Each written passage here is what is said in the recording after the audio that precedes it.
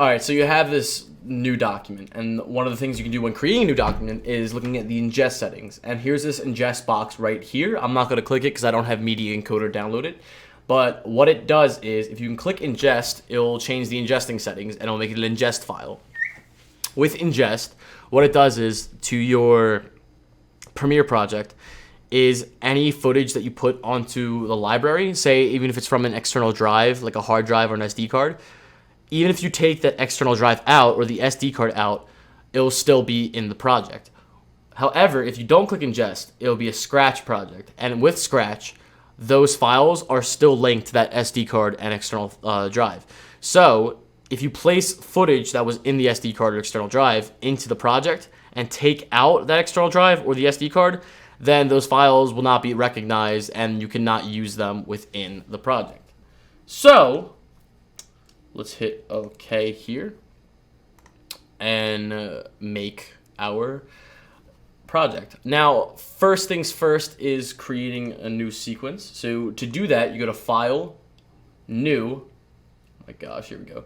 File, New, and then Sequence, and that's how you do that. Select the sequence name and what kind of preset you want. Okay, that's how you do that. And with sequences comes file types and codecs. The difference between the two is file types are pretty self-explanatory. It's just the type of file, which can be an MP4, an MP3, a .mov, things like that. And they identify, simply put, like what type of file it is. So if it's an MP3, it's purely audio. Audio. If it's an MP4, there's audio accompanied with video. The dimensions, if it's in 1080p or 720p. Things of that sort. Now, a codec's a little bit more specific. A codex describes the algorithms or the mathematics used to explain how the lights and the sounds that are being presented on the computer are coded, for lack of a better word, or formatted into the ones and zeros that the computer uses to store and play back those images and sounds. So it's more of the mathematical side, more the bells and whistles of how it works. Now, going into importing video, because that's what you need to do in order to start your project. You need some footage to work with, of course. You can double-click your library project and then scroll to whatever you're looking for. So I'm going to go inside of my SD card that I plugged in and then pick something to import. There's another way you can do it too. That's random footage I have of my cousin that I took for some reason. So you can go inside here and you can, this is something I opened up in File Explorer. You can just click this, drag it, and then drop it into into your file project. The last way you can import things is File, Import, and do the same thing. But for now, we're just going to work with these two. So now that you have these two pieces of footage, you can insert them. Now to do that, you can insert or overwrite. Just to insert, bop, it puts your footage down on where the cursor is. So the cursor's right over here. I click on this, and I can insert it. And as you can see, it went right where I put it, where the cursor was. Now, say the difference between insert and overwrite is with insert. So I have this footage here, right, of my cousin singing some random song. I have no idea why. You can, with insert, so place that right there.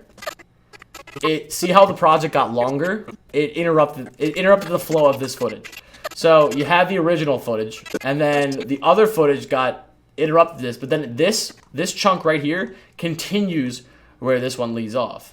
So we're gonna put this all back here. In fact, I'm just gonna undo a lot so we have a clean slate. So we're back to our original footage. The difference with overwrite is where is it? There we go.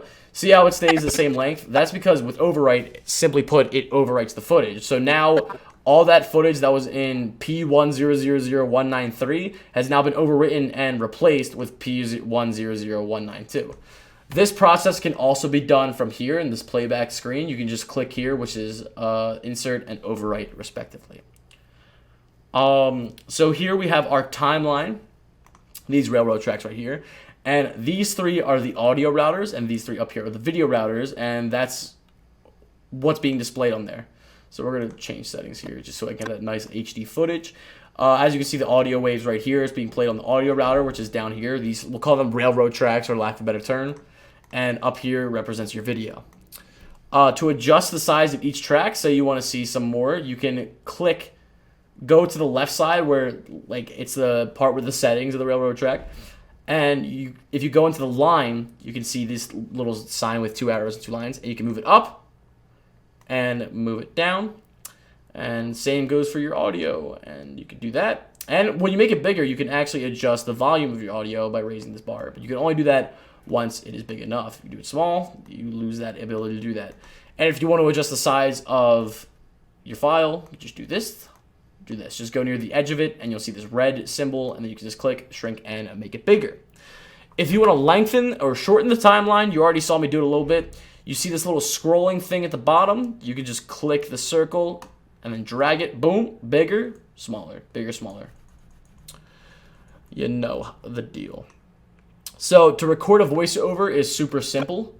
You just go to the audio router and you can see this little microphone, and then once you click it, you'll see a 3, 2, 1, and then you can start saying things, that's my voice, and then stop it, and then you can hear it.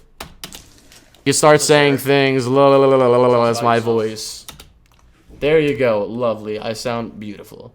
You can also, with the audio and video routers, you can link and unlink footage and its audio. So as you can see, when I move I'm clicking the footage, just the display, not the audio. I'm clicking the display part, and the audio is moving with it. That's regardless whether I move it up and down, left or right. They're always linked together. But if I click the track lock, I can move the audio without the video, and vice versa. If I click the track lock with the audio, I can move the video. Now, some of the advantages of this is you can get rid of audio. So say I want to put music to this shot of my cousin and then have no sound playing. It's just the music. So I can get rid of this and then put some music, insert me putting music, and voila, I'll have like a little, I don't know, I can use it for a montage or something like that. So it's one of the advantages of linking and unlinking video. There's also snapping, which is something that Adobe automatically does, I think, from my experience of what presets I have. But snapping just refers to putting just putting footage and files next to each other. If you can see right here, I have these two different things, these two different footages, and then when I put them next to each other, this black line appears. See, it was right up there. Bop, that black line appears right there. And snapping allows that black line to appear, and what it basically does is if I drag this near this other footage, it'll automatically link up so that it sequentially plays without any gaps or overlaps. So it'll go right there, and then it automatically goes to the next one. If I turn snapping off, it doesn't do that. So there's more of a risk of doing something like this, where there's a gap in the footage and the audio, so then it's like this. Or an overlap, which is not good as well. Speaking of putting clips next to each other, you can make transitions in not After Effects, that's the wrong program, in Premiere. What you want to do is go into your effects and go to video and transitions, and you'll have a lot to work with. For now, we're going to go with good old-fashioned cross dissolve, because that's just a really easy one to work with, and it's just really simple. So what cross dissolve does is, look at that, see, it like overlaps and it looks magical. In order to adjust the length of it, you can double click it, the part of the footage that is the cross dissolve, and then you'll see duration here, and then you can make it a lot longer. So say for some godforsaken reason you want a 10-second dissolve, boom, and then watch this. It slowly dissolves, and it looks very weird, and I don't recommend doing it, but you know, you're able to do it. And then finally, we have our export. So say you have your final product, you're satisfied with it, whatever, it looks fantastic.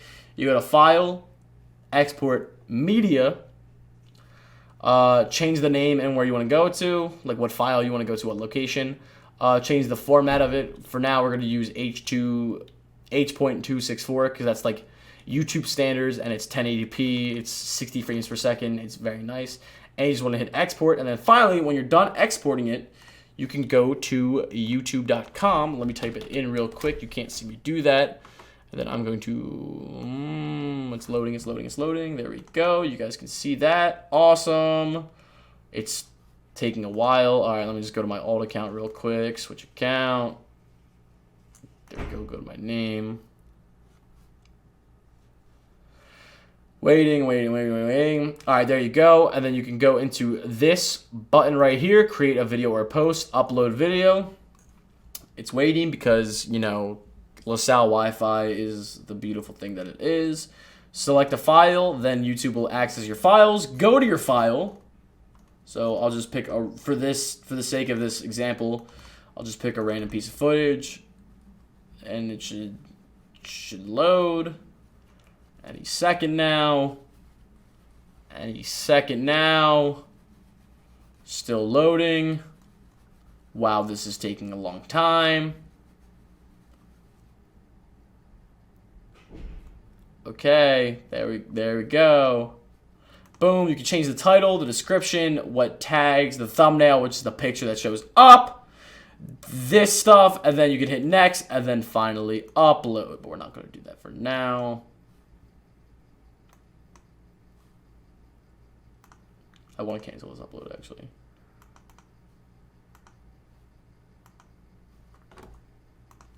All right, finally back to our project. The last thing we are going to demonstrate today is how to delete the media cache files. Media cache files are basically the extra files that are unnecessary and stored on Premiere. And how you want to do that is you want to go to Edit, Preferences. No, that's not right. Or it is right. Yeah, Edit, Preferences, Media Cache. And then what you can do is click right here for delete unused media cache files, which just deletes all of them. Or you can automatically set, I'm sorry about that. You can automatically set Premiere to delete media cache files that are older than a certain amount of time. For here, I have it 7 days, so all media cache files will be deleted.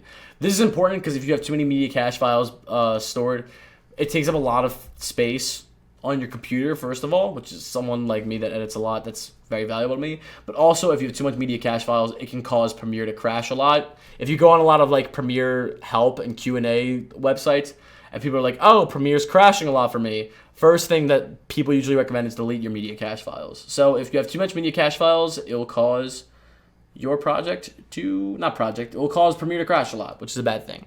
So that pretty much wraps it up. Thank you, and good night.